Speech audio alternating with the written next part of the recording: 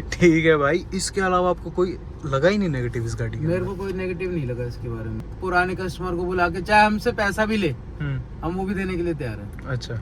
हाँ, बस quality better चाहते हैं। और इसमें जो एक चीज मेरे को लगी है, इसके बैक सेंसर में ना वो थोड़ा लैक है उसके अंदर। तो गोल्ड मतलब आपने जो बताया, इसमें सर्विस की कॉस्ट ही नहीं आती है? आप अगर कॉस्ट ही नहीं आती है, आपको सब कुछ कंपनी करके पे करके देती है 75,000 किलोमीटर तक। 75,000 ओ की। भैया।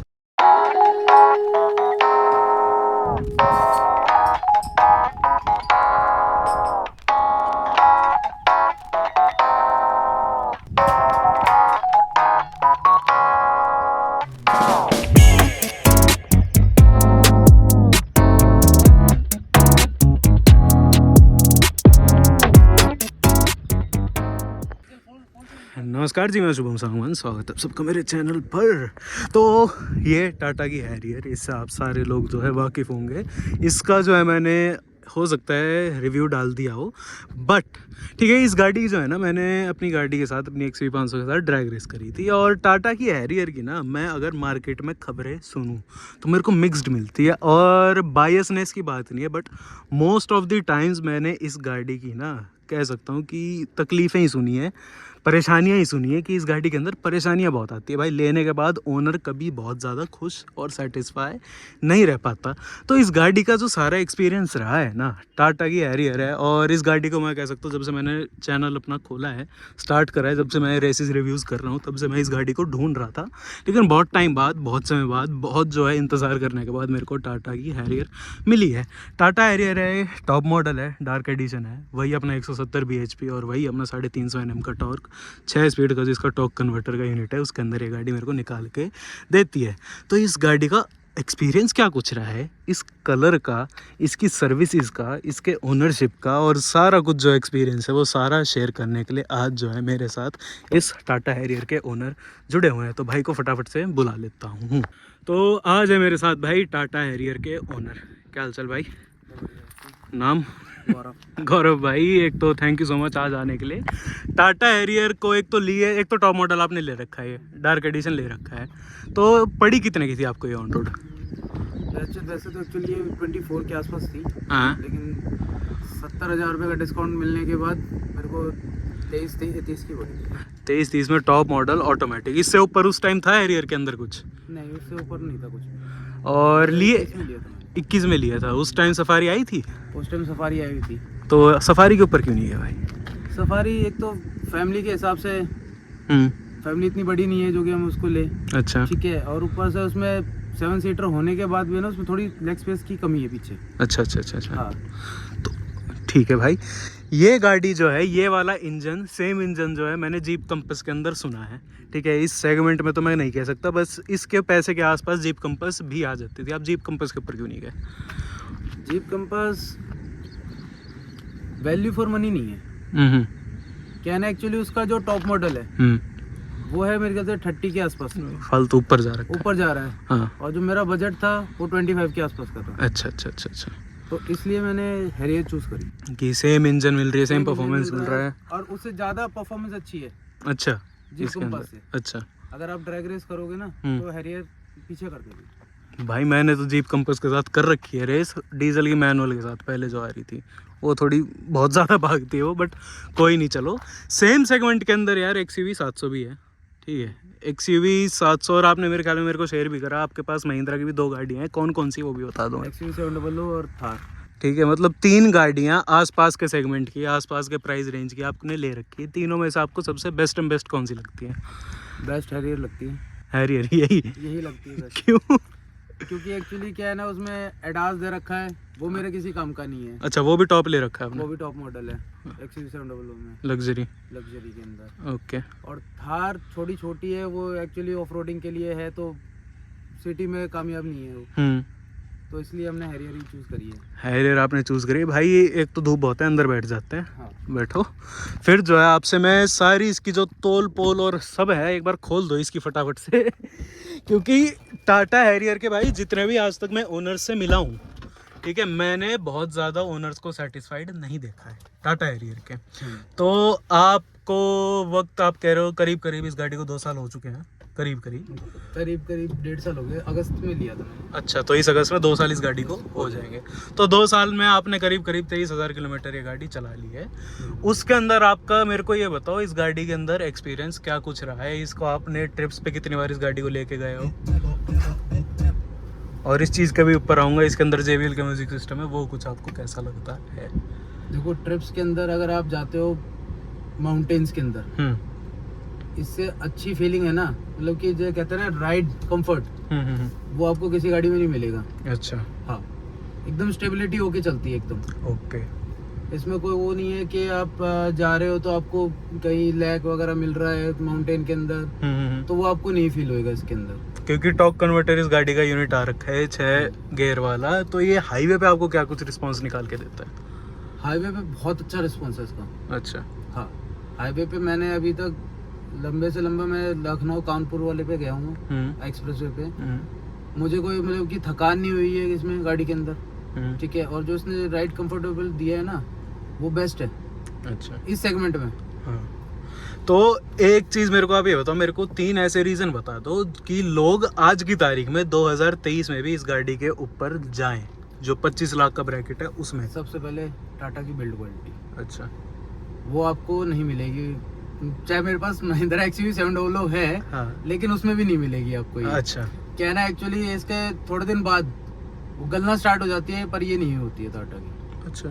हाँ। और भाई मतलब मैंने तो इस गाड़ी की ना, मतलब जितने भी ओनर से मैं मिला हूँ, मैंने बहुत ज़्यादा तारीफ इस गाड़ी की सुनी नहीं है। तो कई कुछ आपने इस गाड़ी के अंदर नेगेटिव भी सही होंगी, हर गाड़ी के अंदर होती है, कोई चीज़ परफेक्ट नहीं होती। तो इसके आप नेगेटिव्स पे जाओ जिससे आप परेशान हुए हो। नेगेटिव में सिर्फ मैं स्टेयरिंग को लेकर परेशान हुआ हूँ। अच्छा। इसका जो है लेफ्ट साइड, हाँ। वो अपने आप ही भागती है। अच्छा। ठीक है। वो मैं कहीं बहुत सारे सर्विस स्टेशन पे गया, लास्ट में जाके मुझे आ रहा है टाटा मोटर्स, उन्होंने मुझे गाइड करा कि सर हम आपको सही करके देंगे, और एक्चुअली उन्होंने सही करके दिया। अच्छा। हाँ, उसके बाद मुझे कोई दिक्कत नहीं आई, लेकिन स्टार्टिंग में लेने के बाद मुझे बहुत दिक्कत आई थी स्टीयरिंग रिलेटेड कि गाड़ी अपने आप लेफ्ट में जा रही थी।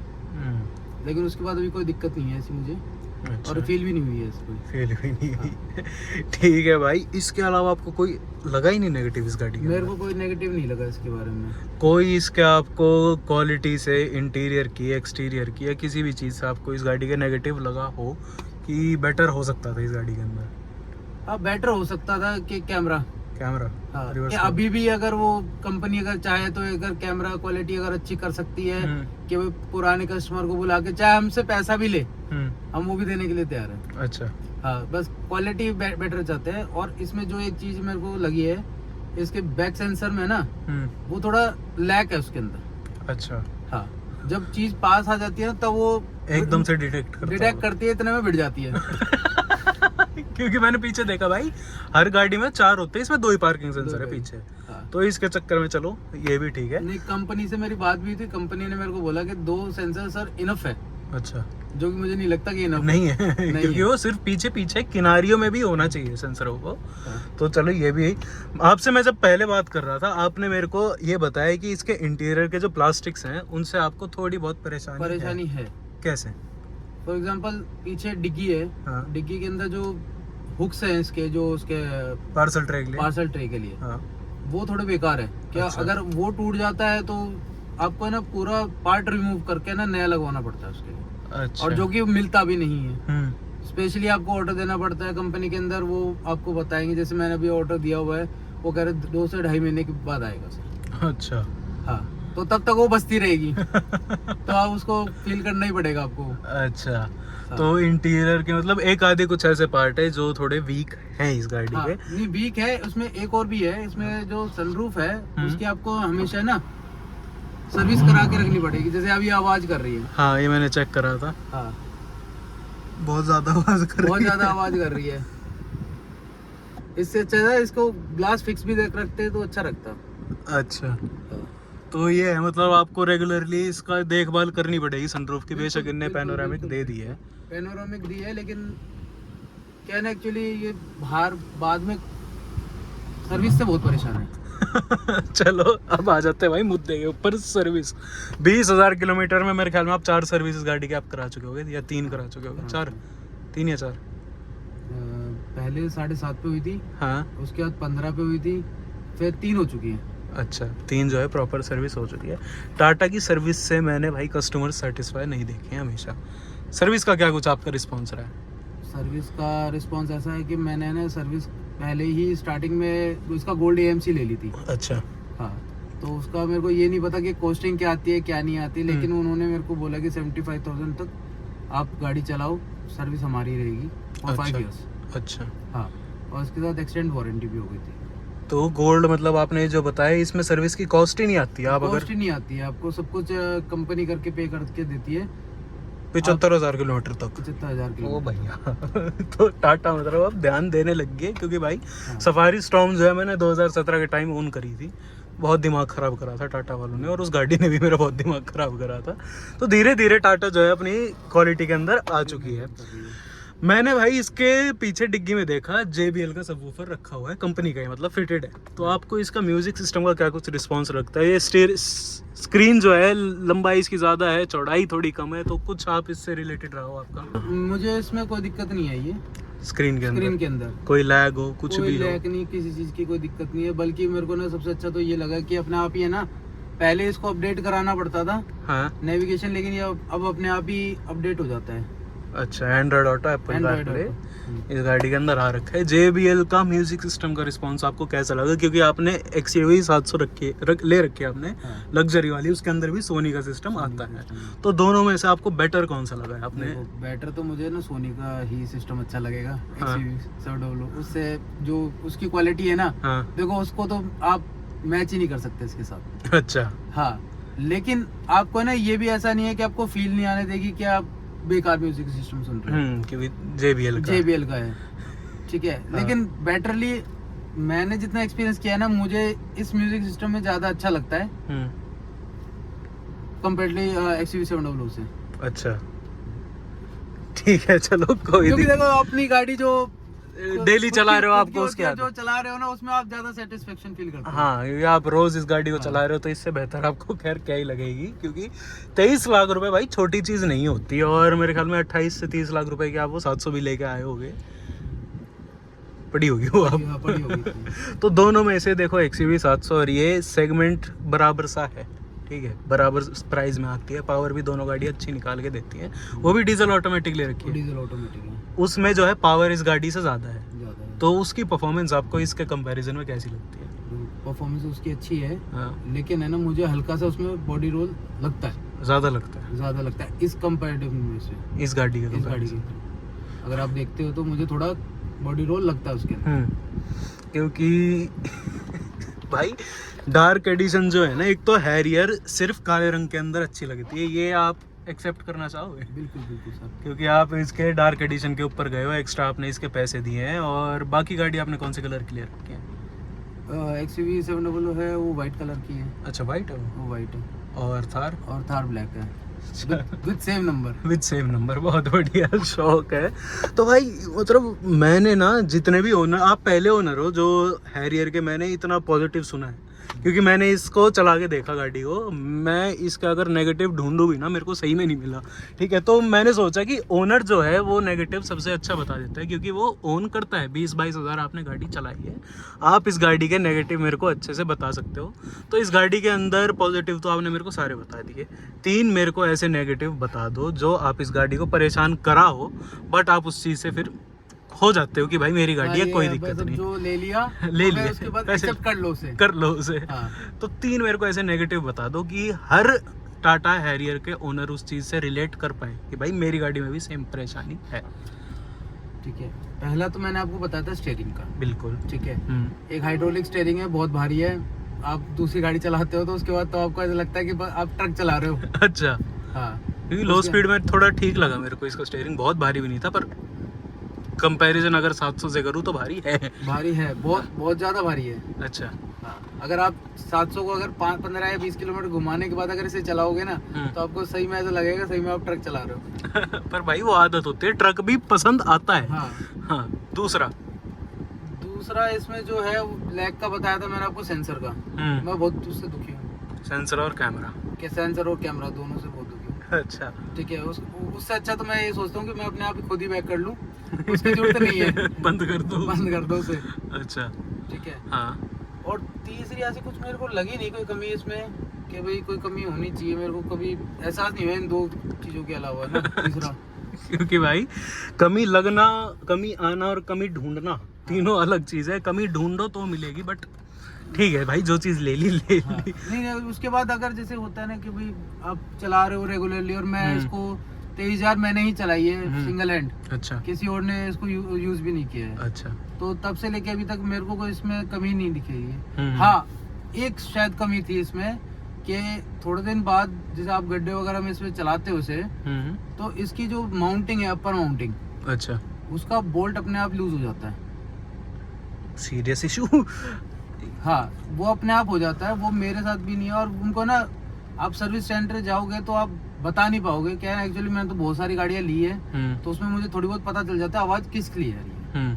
मैंने उनको बताया आप जाके चेक करो, शायद वो हो सकता है माउंटिंग की हो। सर नई गाड़ी है, नई गाड़ी माउंटिंग कैसी है, इशू आ जाएगा।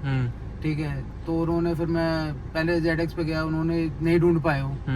फिर मैं उसके बाद आर्या पे गया, तो आर्या वाले उन्होंने ही बताया मुझे, सर इसमें माउंटिंग का इशू है। उसका बोल्ट है जो बैटरी के नीचे है वो ढीला है, अपर लेफ्ट साइड माउंटिंग। हाँ, तो जब भी आप बैक करते थे तो उसमें आवाज आती थी। तो मैं बिल्कुल सही कह रहे हो आप कि वही आवाज है। तो क्या सर इसके बाद नहीं आएगी, आप छोड़ जाइए। तो उन्होंने मेरे ख्याल से शाम तक उन्होंने मेरे को गाड़ी वापस दे दी थी। उसके बाद अभी तक मैंने कोई फेस नहीं करा है। तो इन शॉर्ट यही है कि टाटा की सर्विस खराब नहीं, सर्विस सेंटर पे डिपेंड करता है। और एक्चुअली मैंने देखा है टाटा आर्या सबसे बेस्ट है। सेक्टर 54 है, 56 वाला, सेक्टर 56 वाला। अच्छा, RD सिटी के पास जो है। हाँ, उसके मैकेनिक्स और कहीं नहीं है। अच्छा, तो गुड़गांव में भाई जो भी भाई, या दिल्ली NCR में भी हो, भाई ने बता दिया इनकी जितनी भी हैरियर के रिलेटेड प्रॉब्लम्स रही है, आर्या मोटर्स जो इनका सर्विस सेंटर है RD सिटी के पास में, वहाँ पहुँच जाना, आपके सारी चीज़ें पूरी हो जाएंगी।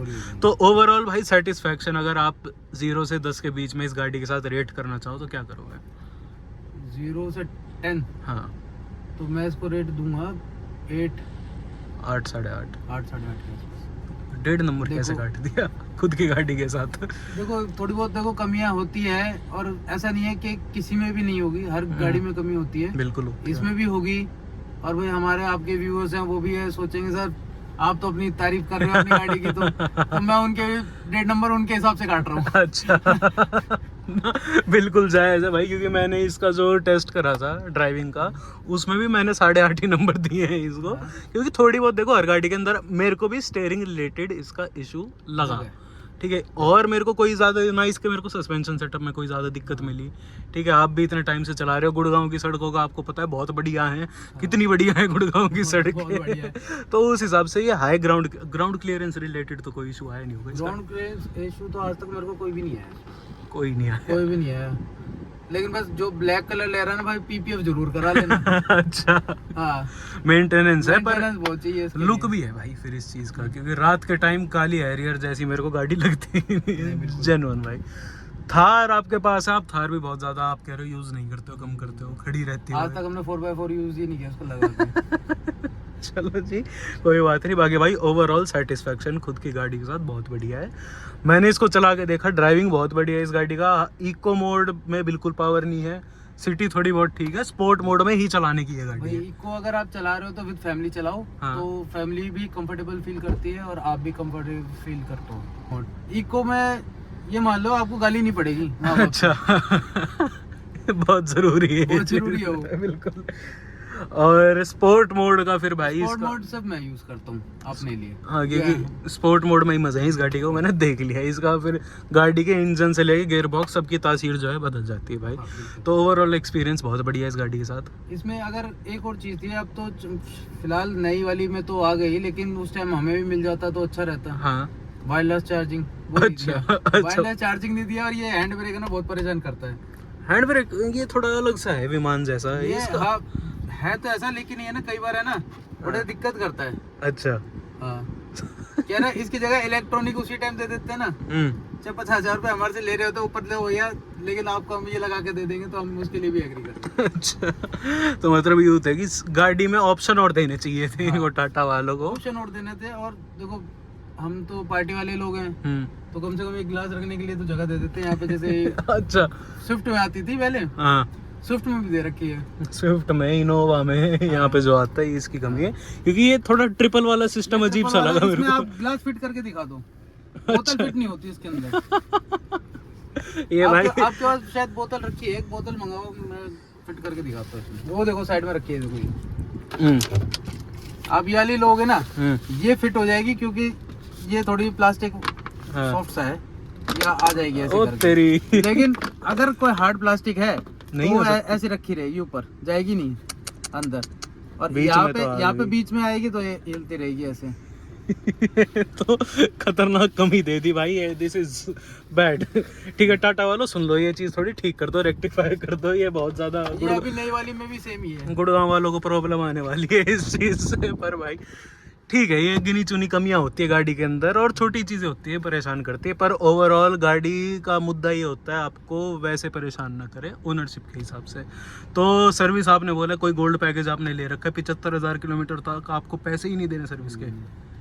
भैया ये सिस्टम ठीक है, और कंपनियों को भी देना चाहिए। वो आपको याद नहीं कितना कुछ आपने उन्हें प्रीमियम लिया था इस चीज़ का? प्रीमियम लिया था आई थिंक, जब मैंने गाड़ी ली थी 1,06,000 के आसपास उन्होंने प्रीमियम लिया था। अच्छा अच्छा, हाँ फिर वही है, इतना ही आता है। आई थिंक 36,000 के आसपास उन्होंने एक्सटेंड वारंटी का लिया था। अच्छा, वो मैंने सर्विस से ली थी, सर्विस स्टेशन से। तो टाटा का भाई मेन मुद्दा, मेन परेशानी, हमारे पास टाटा सफारी थी, मेरे को सर्विस से ही परेशानी थी, और टाटा ने अपनी सर्विस बहुत बेटर कर ली है, कस्टमर की सुनने लग गए, क्योंकि इनकी गाड़ियाँ बहुत ज़्यादा बिक रही है। तो ओवरऑल सेटिस्फैक्शन आपकी गाड़ी के साथ है? खुश हो? बिल्कुल खुश हो, कोई परेशानी मतलब आपने सारी चीज़ें बता दी है। और 10 साल वाला सीन है, 10 साल तक रखोगे इस गाड़ी को? देखो आज तक तो मैंने कोई गाड़ी है 2 साल से ऊपर नहीं रखी है। अच्छा, ठीक है, लेकिन फिर भी इसका मन है कि मैं इसको कम से कम 7 इयर्स तक तो चलाऊं।